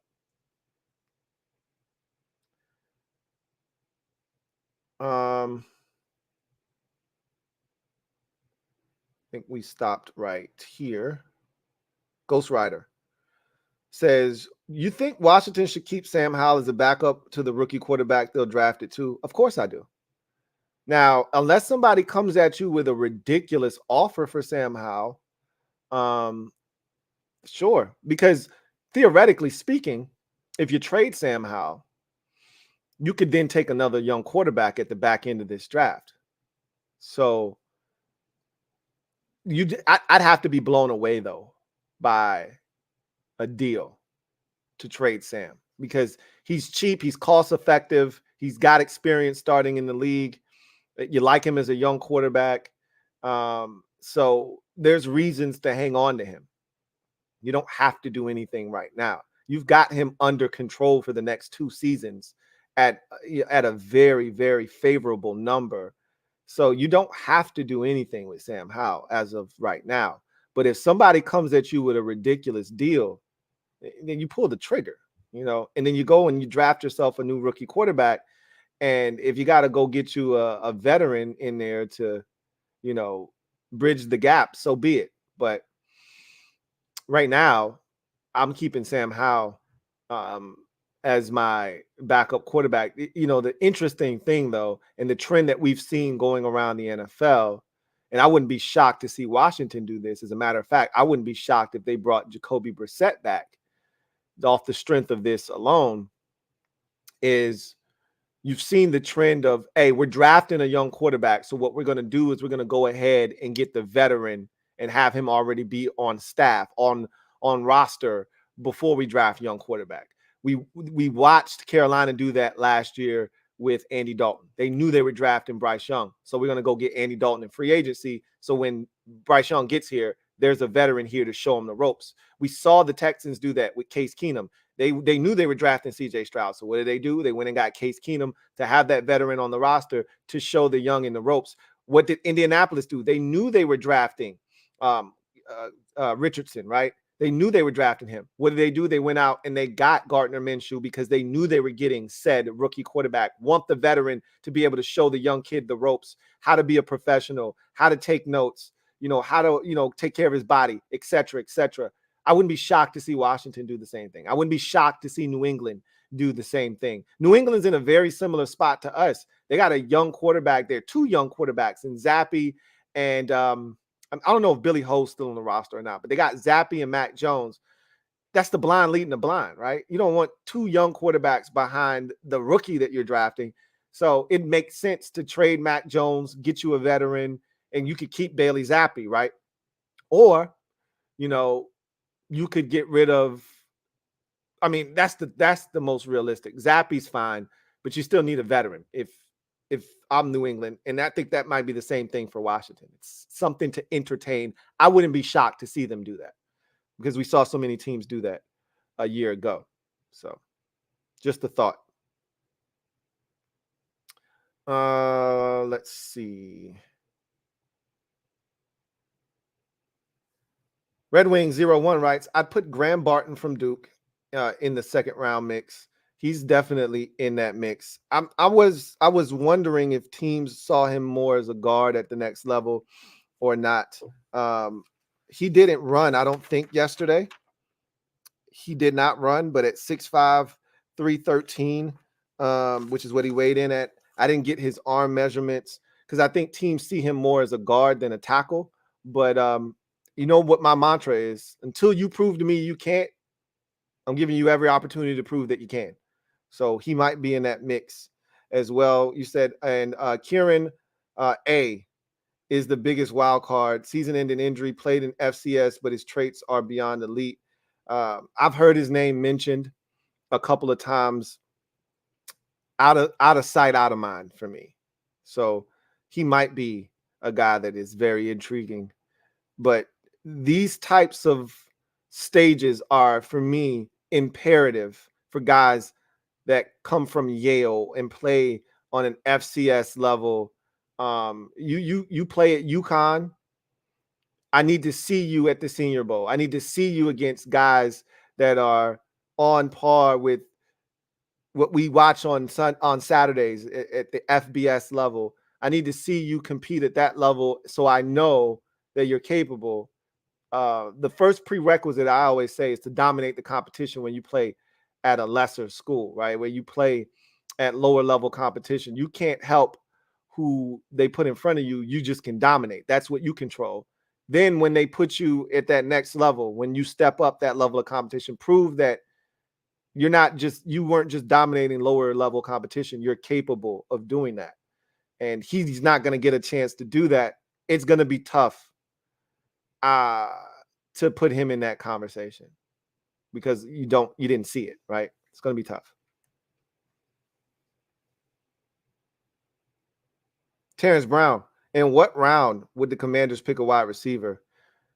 I wouldn't preclude them from taking a receiver in any round other than the first right now.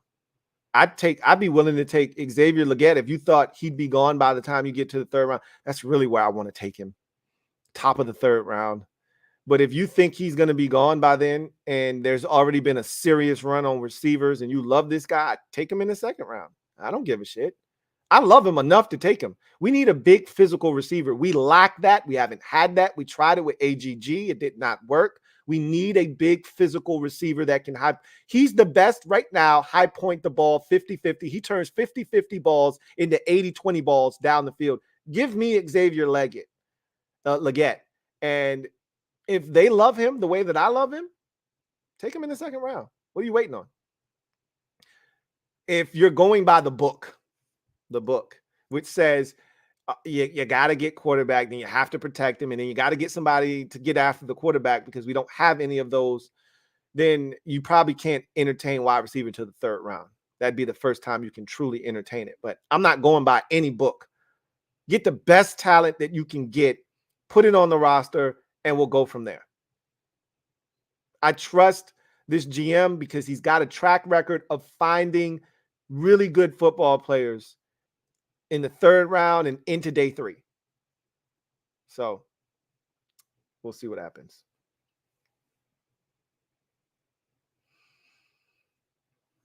Sean says, Terry receiving yards prediction. I have no clue. That's not something I'm really trying to get into right now in terms of a prediction. It's too early. We don't know what's what. We don't know what's going on. And we did that whole song and dance last year, and look what happened. I'm more so focused on this roster and getting to where we need to be.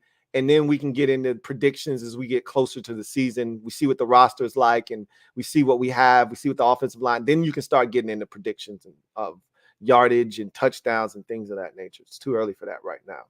Ghost Rider writes, what tight end do you think Washington should draft? I've already made it abundantly clear that I like the tight end out of Penn State, Theo Johnson. That's the guy that I'm looking at, 6'6", 200 and I think he was 260 pounds. Was he 260 or 250? He was 6'6".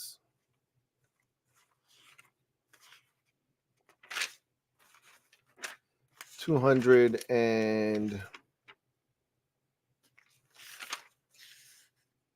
he was at the end of that first day, yeah. 6'6", 260. Right, I had it right. 6'6", 260, running a 4.58. I think it was one of 5 tight ends in college football this year to have 7 or more receiving touchdowns, which tells me not only is he a big guy, got a catch radius, but he's a red zone threat. Again, something that we desperately need. So that's the guy that I would like to see Washington draft. I'm open to a number of tight ends, but that's the one that I've got my eye on right now. But I'm open to several guys at the tight end position. CJ Shoots Photo. Thank you for the super chat. Greatly appreciate you. CJ Shoots Photo writes, Louie T, what's up? Says, he didn't have a great combine, but I love the tape on Darius Robinson. Feel like he should be a target for edge around 40. Thoughts? So me and you differ there. I don't like Darius Robinson for Washington. He's a big, leggy, segmented edge rusher. I think he more so fits a team that wants to play like a true 3-4.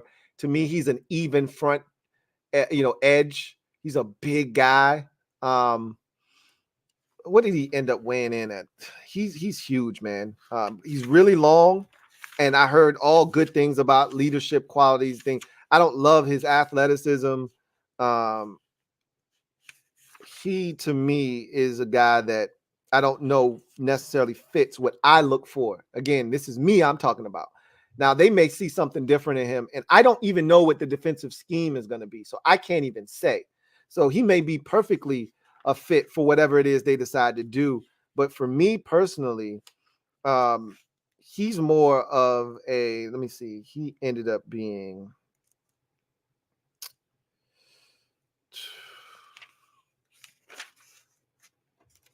let's see, he was 285. Like, that's defensive tackle territory right there. Like, I'm not interested in that. That's, to me, that's more of a 5 tech we're talking about. That's the way I view him, as a 5 tech. So I don't want any parts of him because I don't see him winning consistently as a base 4-3 defensive end, as an even front defensive end. I don't see him winning. Now, if you kick him inside, maybe he wins against guards, but I don't see him consistently winning on the edge. I could be wrong about him, but I don't want him. I don't want him. I can tell you that right now. He's not my cup of tea. So, but again, that's what I love about the draft. Everybody, it's all subjective based. You know, you love him, I don't.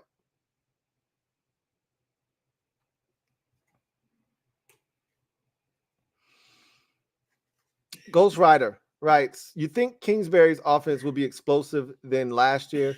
I mean, it's very hard not to be more explosive than we had. No explosive plays last year. I think we were the only offense to not have a receiver catch a pass over 40 yards all season long. I think we were the only team to have do that in the NFL. We were a very lackluster offense. So, and that's been each of the last 3 years, by the way. Really, probably 4 or 5 years, going all the way back to Dwayne Haskins' rookie season in 19. We've been pretty awful on offense. So the bar is pretty low. So yeah, I'd say it's a pretty safe bet that this offense will be more dynamic than it's been here in a long time, probably since Kirk was here in 2017. Feel like that's a pretty safe assumption to make. But, you know, again, we'll see.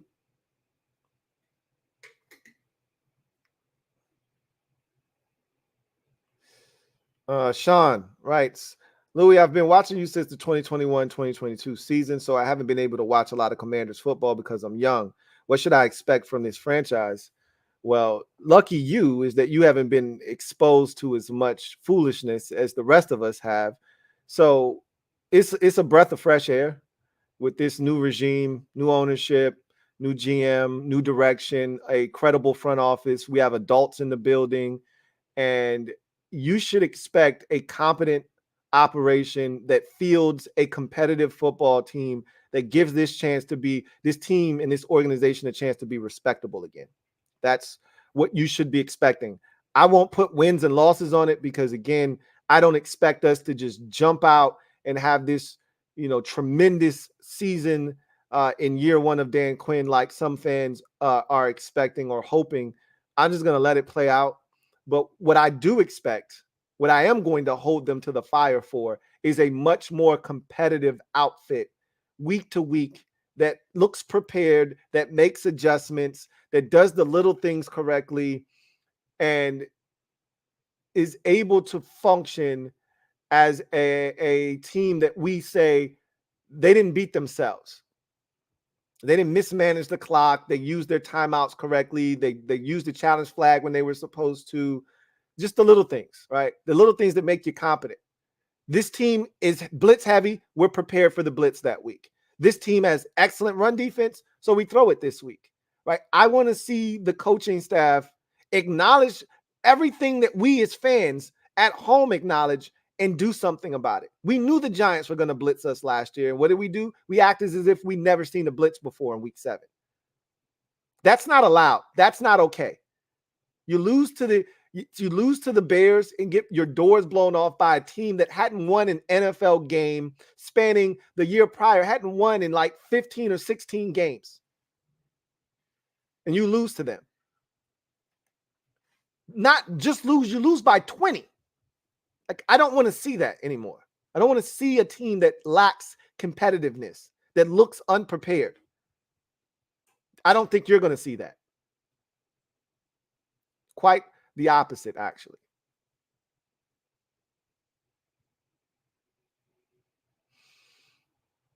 We'll take a couple more and then we'll get on to our final segment of the show. Ghost Rider, thank you for the super chat, or thank you for the comment, who writes, Washington will face Caleb this year if he gets drafted by the Bears. I mean, there ain't nothing you can do about it. The Bears hold that card, and it looks like they're going to draft Caleb. I think you guys saw the same report that I did, that they pushed his meeting back until after his pro day, but they also said that they want to trade Justin. They want to let the free agent market settle at the quarterback position before they trade Justin, meaning they want teams to be more desperate. You trade him in this market right now, you're not as desperate because there's still the fallback option of, man, I don't got to give you nothing. I can get Baker Mayfield in free agency. I can get Russell Wilson in free agency. I can get XYZ in free agency. I don't need to give you a second round pick right now. But if you strike out on Baker and you strike out on Russ Wilson and you strike out on whomever, now you got to come to the table and come see me. And I think that's what the Bears are hoping for, is that, you know, that market starts to take shape after teams don't get a guy in free agency that they may be targeting. And they're still not in a position to get, you know, the guys that they may want in the draft. So we'll see what happens.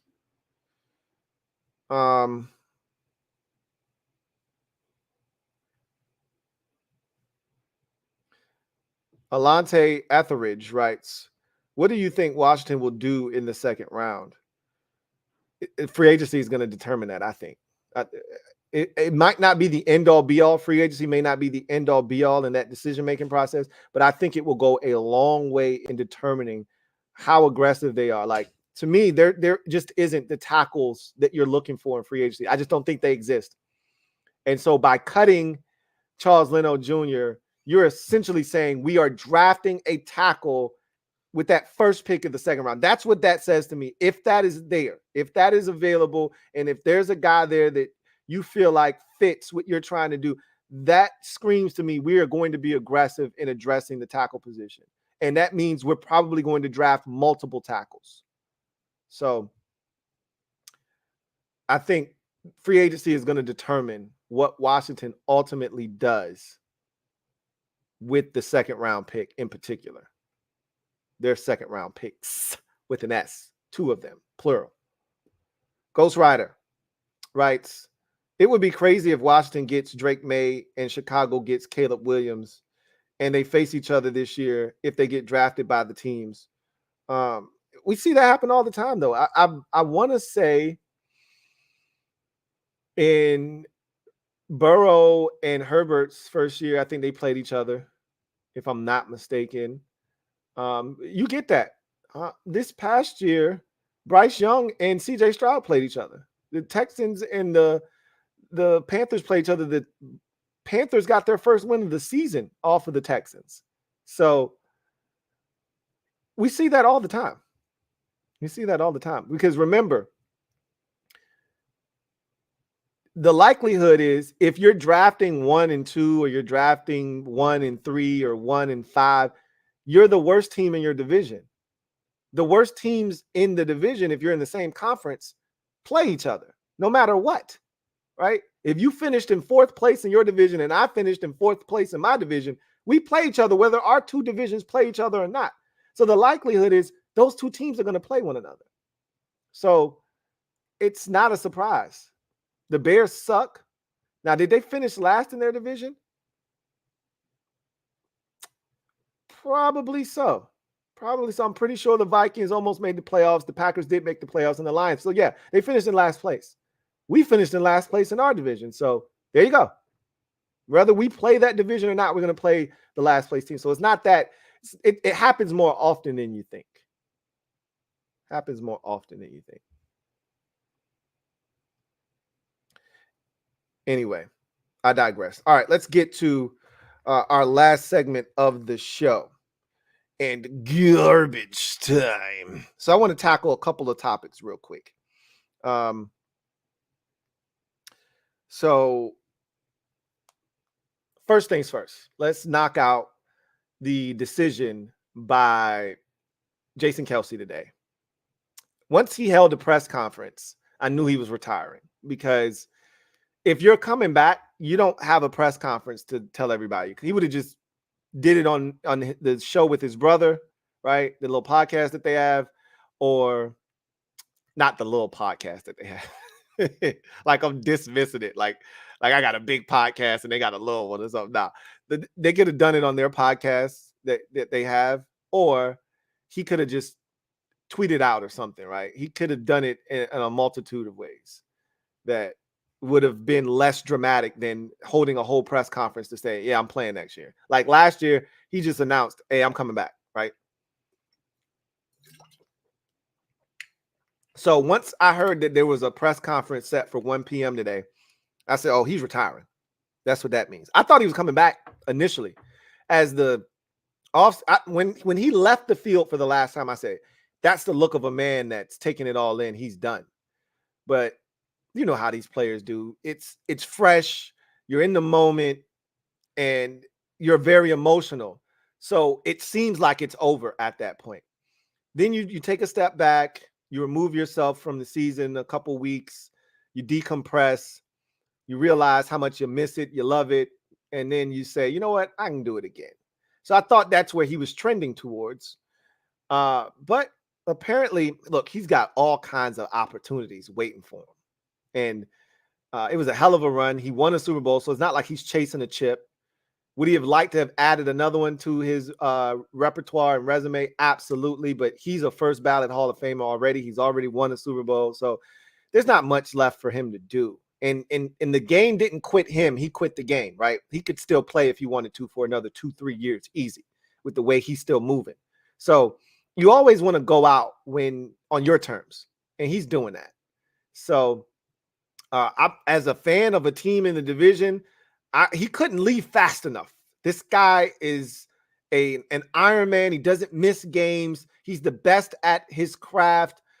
He couldn't go fast enough. I'm so glad that he's gone. But as a guy that is also a fan of a team in the division, I admire him. And there's admiration for what he's done and what his career has been in Philadelphia. And so I bid a farewell and to one of the best centers to ever do it, Jason Kelce. And look, he's going to have a very prosperous post NFL career. This guy's going to be on someone's studio set. He's going to continue to probably do the podcast with his brother. There's money. He's already got endorsements hand over fist with his brother. And there's going to be more to come in his post NFL playing career. So we'll be seeing him very shortly on someone's network. But in the meantime, I bid a farewell and a hell of a career to one of the best to ever do it, Jason Kelce. And I just wanted to make that abundantly clear. Happy retirement, man. Tremendous career. Hats off on a tremendous career. So then I wanted to tackle a couple of topics. I said 2 in particular, but we're going to extend it to 3.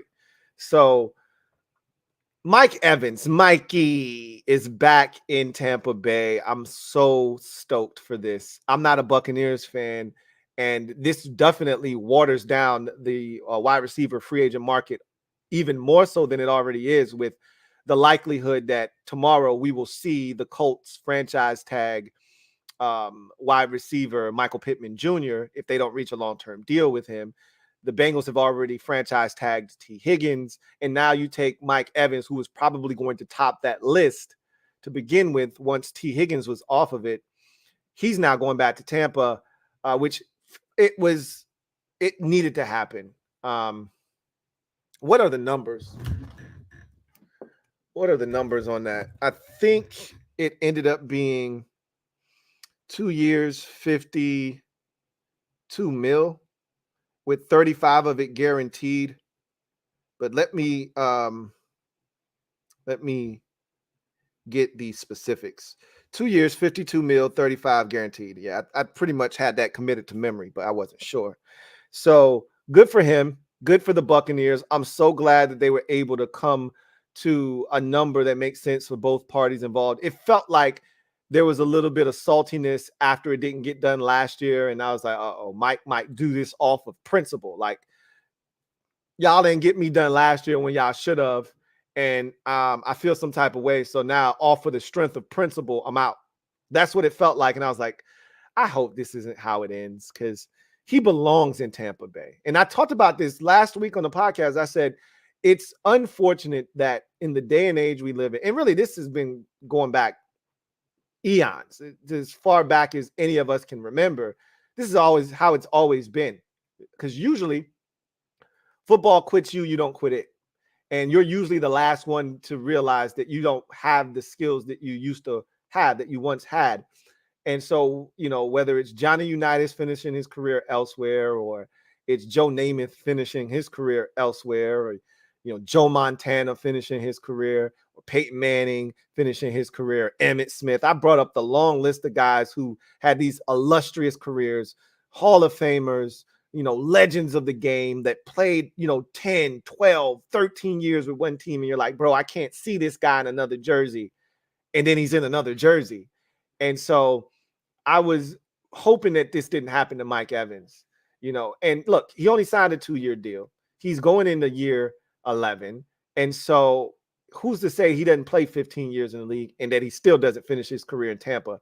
But this gives him a chance to maybe finish out his career as a Buccaneer. If he plays 12 years and he plays the next 2 years in Tampa, he can hang it up a buck. That would be ideal, right? Because he personifies Tampa Bay. I think of the Buccaneers. I think of Mike Evans over the last decade and the numbers that he's put up. And I'd like to see him continue to have a chance to extend this NFL record to start a career with 1,000-yard seasons. It's at 10 right now. I think he set the record at 8. I think A.J. Green started his career off with 7. And so he's continuing to extend it every year. I'd like to see him continue to have a chance to extend it where it started, which is in Tampa. Good for the Bucks, good for Mike Evans, and it's good for football. I love to see it. And then lastly, I just wanted to talk about the Chiefs situation. Earlier in the show, I told you that they franchise tagged their cornerback,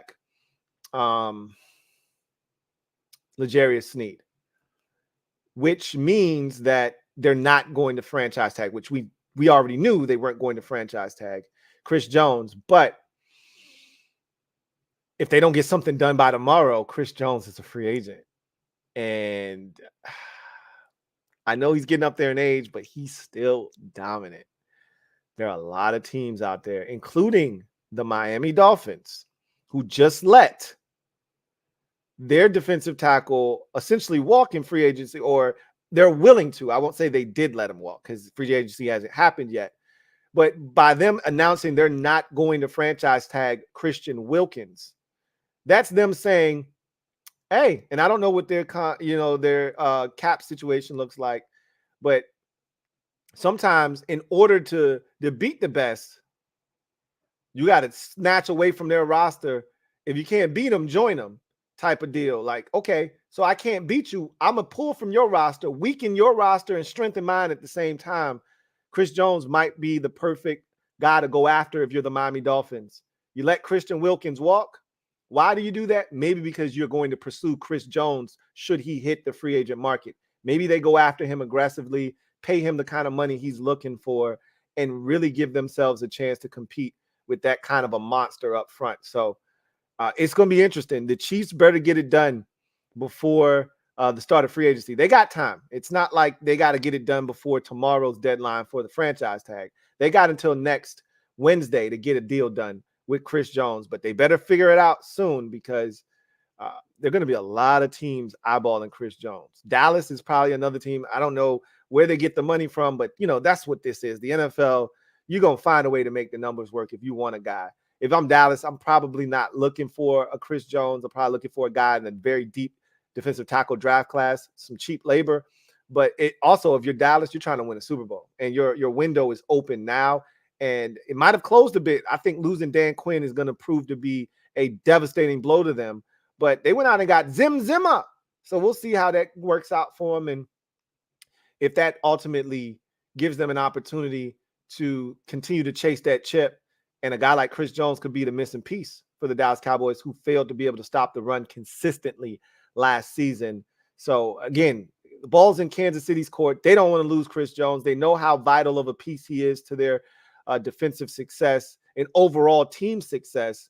I look for them to be aggressive in trying to lock him up, but we'll see if they can get it done or not. That makes for some interesting free agency fodder for sure as we near the start of free agency. We'll be back throughout the course of the week.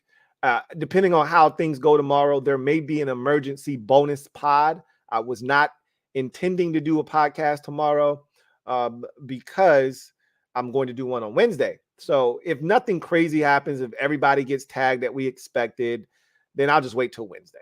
If something like the Panthers don't tag Brian Burns happens, I may do an emergency bonus pod just to talk about the magnitude of that and the ripples. If the Jags don't franchise tag Josh Allen, those are impactful names in this free agency cycle that if they don't get franchise tagged, some big money is going to change hands. And there's some big fish out there, and there are going to be a lot of suitors for two guys going into the prime of their careers who can get after the quarterback. Now, I'm more of a Josh Allen guy myself because he's done it in the league already. He's posted big numbers before, whereas Brian Burns still is searching for that breakout season. We just know the talent exists with him, but we're still searching for that 14 and a half, 15 sack season. Josh Allen just posted that this past year. So we know he's capable. Jacksonville be foolish to let him walk, and I can't see it. But we'll find out tomorrow now, won't we? So anyway, I digress. That's going to do it for me, your man Louie T, here on the 401st installment of the Louie T Network podcast. I look forward to chopping it up with you guys the next time, which more likely than not will be Wednesday night. Could be Tuesday, right? Could be Tuesday, depending on what happens, but it'll more likely be not be Wednesday night. In any event, you enjoy the rest of your day, and I will see you here shortly. Take care. God bless.